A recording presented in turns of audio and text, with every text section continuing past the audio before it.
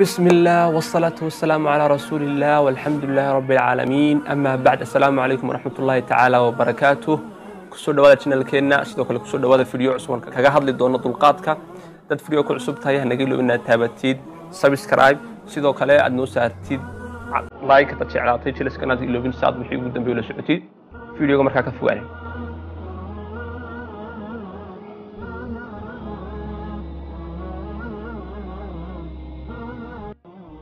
dulqaadku waxa uu kamid yahay waxyaalaha diinteena islaamka ay farayso waana shayda ugu muhiimsan ee kamida akhlaaqda iyo dhaqanka wanaagsan shayda ugu sareeya ee ugu fiican bay kamid tahay. dulqaadku waxa uu yahay in uu qofku naftiisa qabto marka uu cadhoodo. ilaahay waxa uu leeyahay inna allaha ghafuurun xaliim. waxa uu kamid yahay dulqaadku magacaanta iyo sidoo kale tilmaamaha ilaahay oo waxa kamid magacaantiisa al-xaliim. sidoo kale ilaahay quraankiisa waxa uu leeyahay inna allaha ghafuurun xaliim. ilaahay dulqaadkiisa waxa kamid qof walba oo adduunyada guudkiisa jooga marka uu dambiga sameeyay ilaahay uu arkaya wuxuu sameeyay uu arkaya waxa uu qaban doono uu garanaya ilaahay dambiga uu intuu la sameeyay inta uu sameeyay inta kadib labadaba ilaahay inta uu la socda.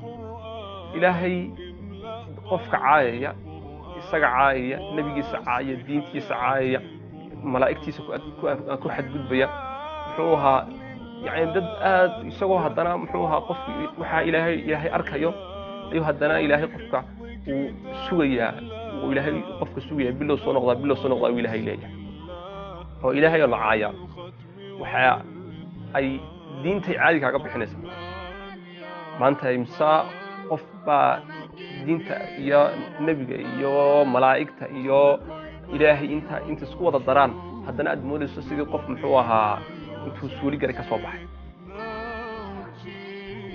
ilaahay dulqaadkiisa ay kamid tahay waxana ilaahay leeyahay wala yu'akhidhu Allahu an-naasa bima kasabu. hadduu ilaahay ku qaaday dadka waxyaalaha ay falayaan ay dambiga ay sameeyaan ma taraka ala dhahriha min daaba. adduunyada guudkeega wax socda waa la waayilaa.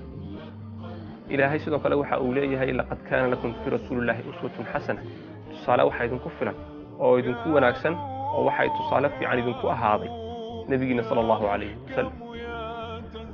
rasuulka sallallahu alayhi wasallam markii uu joogay Makka ee lagu yiri dacwada kor u qaad oo dadka maqashii islaamku inuu jiro maqashii ilaahay keligii ugu yeedh ay marrayma ka diideen baa uu nabi sallallahu alayhi wasallam tagay Taa'if si uu bal dad uu helo yani dacwadan iyo waxan uu yani ay rasuulka sallallahu alayhi wasallam loo soo dirin kari hata gobol ama carab kaliya hata loo soo dirin. rasuulkeena waxa loo soo diray sallallahu alayhi wasallam adduunyada inta leegna meesha aad ka bilaabaysid dad ka weydid halka uu joogmayna waa inaad meelaha kale sii martaa. marka nabi sallallahu alayhi wasallam Taa'if uu tagay markii uu Taa'if tagay ayaa waxa dhacday in dadkii diideen oo lagu daray caruurtii iyo dadkii waalwaalnaa iyo islaam iyo dumarkii iyo caruurtii iyo wixii dhanaa lagu diray si ay nabi sallallahu alayhi wasallam u shiidaan. nabi sallallahu alayhi wasallam kulli isaga ninkii saxaabiga isla socday way iska socdeen inta wax laga daba tuurtuuro wixii la tuurtuuray baa boqolkiiba 90 ninkii saxaabiga ku dhaceen boqolkiiba 10 intii gudubtay ayaa nabiga madaxa dhiigii ka soo dhacay baa waxa uu tagay kuraama. waxaa dhacday nabi sallallahu alayhi wasallam in uu yimid malag kuri malagii buuraha ilaahay ka soo diray haddii amartina labada buurood aan qaadon ku dul fadhiisiyo oo ku dul fadhiisinay haddii amartin.